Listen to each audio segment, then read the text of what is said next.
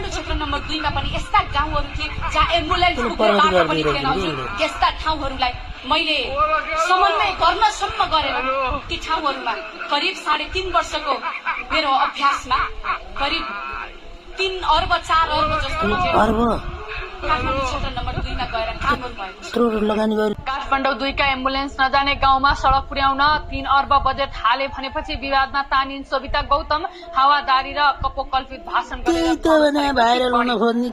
राष्ट्रसभाबाट चितवन 2 मा चुनाव उठेकी सोभिता गौतम फेरि विवादमा तानिएकी छिन्। यसअघि आफूले चुनाव जितेको काठमाडौँ 2 मा सड़क पुर्याउन 3 अर्ब बजेट हालेको भनेपछि सोभिता विवादमा तानिएकी हुन्। उनले भनेकी छिन्, मैले चुनाव जितेको काठमाडौँ 2 का कतिपय गाउँमा एम्बुलेन्ससम्म जान सक्दैन थियो, त्यहाँ मेरो पहलमा 3-4 अर्ब रुपियाँ बजेट परेर अहिले सड़क बनेको छ। सोभिताको यो कुरा कपोकल्पित र हावादारी भएको भन्दै अहिले उनको आलोचना भइरहेको छ। खासमा काठमाडौँ 2 मा सोभिताले केही पनि काम नगरेको जनगुनासो छ।